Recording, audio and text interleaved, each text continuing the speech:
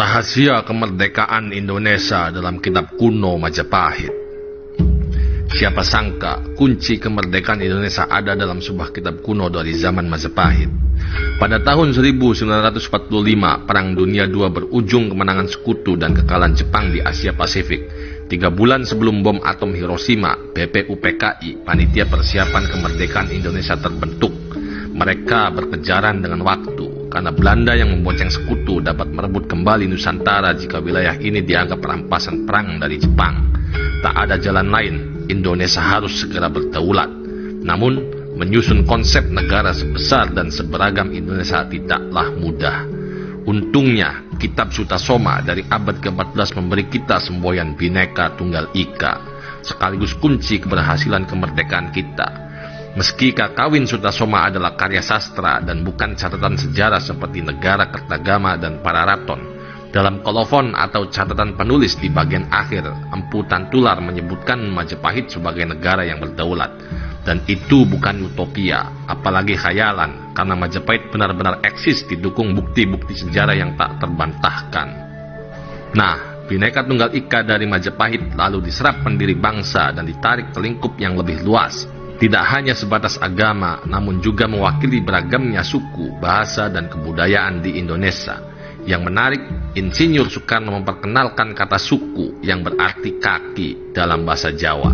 Ibarat lipan yang badannya satu tapi punya banyak kaki atau suku. Jadi, meski kita berbeda dalam banyak hal, kita tetap satu sebagai bangsa Indonesia. Nah, selain semboyan Bhinneka Tunggal Ika, ternyata Majapahit banyak menginspirasi kemerdekaan kita. Mari kita telisik satu persatu. Konsep negara kebangsaan. Dalam sidang BPUPKI pada 29 Mei tahun 1945, Muhammad Yamin menyebut bahwa negara yang akan mereka bentuk sebenarnya adalah Indonesia ketiga. Karena Indonesia pertamanya adalah Sriwijaya dan yang kedua adalah Majapahit. Saat Insinyur Soekarno menggulirkan gagasan negara kebangsaan atau nasionalis stat, beliau pun menegaskan bahwa kerajaan Sriwijaya dan Majapahit adalah model yang hendak dicontohnya. Tentu ini lebih luas lagi dari sekedar wilayah Hindia Belanda, karena pada masa keemasannya cakupan Majapahit membentang dari ujung utara Sumatera hingga Irian atau Papua. Wilayah Indonesia terdiri dari ribuan pulau dan budaya, namun semua diikat menjadi satu konsep bernama Nusantara. Kesatuan Nusantara yang beragam. Nama Nusantara sudah tercatat sejak zaman Singasari, salah satunya dalam Prasasti Mula Malurung 1255 Masehi. Namun, nama ini semakin populer di era Majapahit karena politik ekspansi yang dikerjakannya. Empu Prapanca kemudian mengabadikan wilayah-wilayah Mandala Nusantara dalam Kakawin Negara Kertagama 1365 Masehi. Nama Nusantara kembali bergaung saat Ki Hajar Dewantara dalam Kongres Pemuda 1928 mengusulkannya sebagai nama negara. Meski nama Indonesia yang terpilih, Nusantara tetap dipertahankan untuk merujuk pada luasnya wilayah dan ragamnya budaya kita. Jadi, sepaket dengan Bhinneka Tunggal Ika, kata Nusantara dari zaman klasik ini mengingatkan kita keberagaman adalah kekuatan. Dan sampailah kita ke warisan berikutnya, Sang Saka Merah Putih. Tahukah Anda, Majapahit juga mewariskan Sang Saka Merah Putih sebagai bendera kita? Bukannya bendera kita asalnya dari bendera Belanda yang disobek bagian birunya?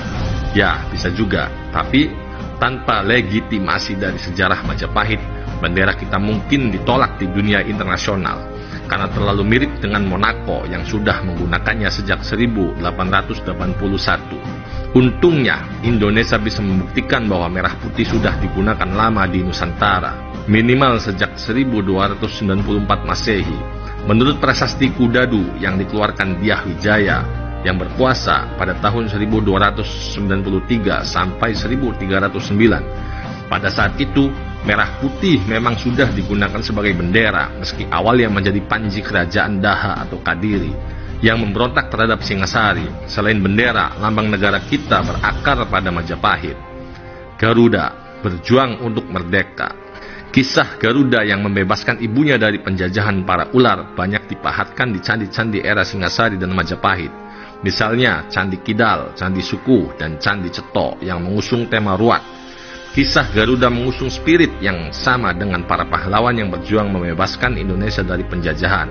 Maka, ketika panitia PPKI bersidang pada 18 Agustus 1945 guna menyusun UUD 45 sebagai konstitusi Indonesia, mereka pun menetapkan Garuda Pancasila sebagai lambang negara kita. Jadi, apa gunanya kemerdekaan Indonesia dikait-kaitkan dengan Sriwijaya dan Majapahit? Kita tidak boleh lupa, berkat adanya Sriwijaya dan Majapahit, para pendiri bangsa berhasil membuktikan kepada dunia bahwa Indonesia bukanlah wilayah tak beradab yang ditemukan dan diperadabkan oleh Belanda sehingga berhak dikuasai para kolonis, seperti yang terjadi di Amerika dan Australia. Justru eksistensi Majapahit sebagai kerajaan berdaulat dalam kitab Sutasoma menjadikan bangsa kita punya sejarah sebagai negara yang berdaulat. Jadi, sebagai bangsa berdaulat yang dianeksasi dengan paksa oleh bangsa lain, Indonesia berhak menuntut dunia untuk mengakui kemerdekaannya. Disinilah pentingnya kita punya kesadaran sejarah. Majapahit yang menjadi klimaks dari rangkaian sejarah klasik kita adalah jangkar Indonesia pada kejayaan masa silam. Namun, tak usah lagi kita mengharapkan bangkitnya kembali kejayaan Majapahit. Ia telah hadir di sini saat ini sebagai Indonesia. Dan tidak perlu juga kita mengganti ideologi dan dasar negara dengan yang lain, karena yang kita punya saat ini adalah yang terbaik. Merdeka!